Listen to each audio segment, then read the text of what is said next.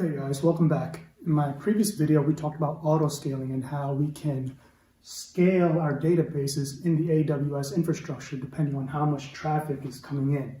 So we gave an example of 2015 of the traffic of people using Netflix increasing until 2017, and we increased databases according to how much traffic was coming into the network.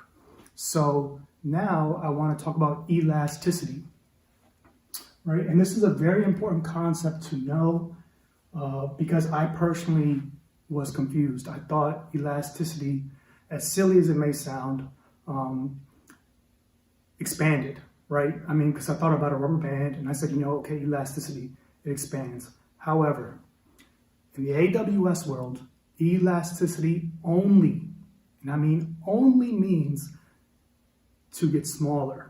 Right? Back to its original size, right? Elasticity in the AWS world does not mean expanding, right? Because we already have that term. Expanding, we already use auto-scaling, right? Getting bigger. So elasticity is the action of going back to its original size before you auto-scaled. So what does that mean? So we originally started off with 2 databases in 2015, correct?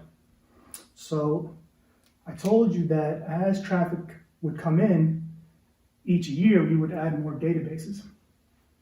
Now let's think about it if we were not using the cloud. If we were not using the cloud and we wanted to readjust and add more databases to our company, we would have to call and have it installed and pay for maintenance. But one thing that's a huge issue is when no one was using those databases, we were still being charged, right? So let me explain that. So at 2 o'clock in the morning, right? How many people are on Netflix? Who knows, right? But the point is that the number of people that are on Netflix at 3, 4, 2, late night Netflix users, the number of people is going to be very small compared to prime time, 8 o'clock or 9 o'clock, right? When there's a big show coming on and everyone's ready to watch it.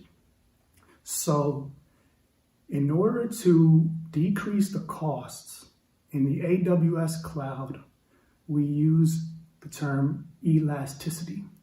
So the same way how we expanded and auto-scaled, right? We added more databases. Now when it is 3 a.m., most people are sleeping, right? We want to shut those databases down that are not being used, right? Let's say that at 3 a.m. in the morning, right, we already have 300,000, right? Let's say at 3 a.m., only 120,000 people are on it. Well, we don't need all 6 of these databases, right, to host 120,000 people.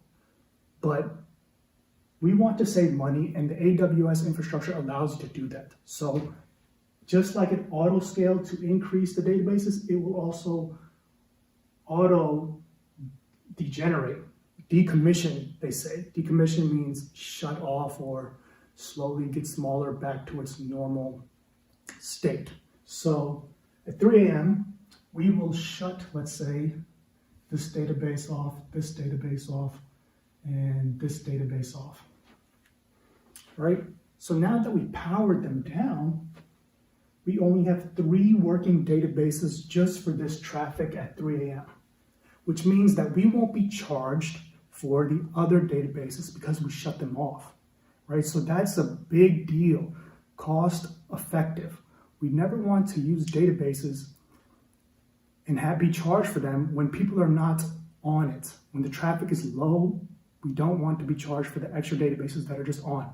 Just think about if your electricity is on all night and no one is in the house and you left all the lights on, right?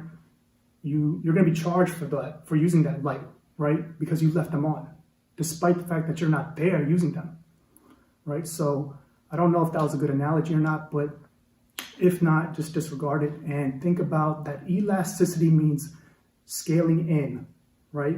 Going back to its normal state or as close to its normal state as possible.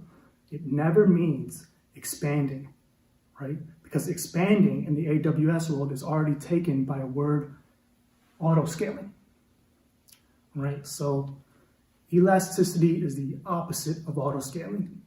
And it does that by shutting down databases that are not needed when the traffic is low.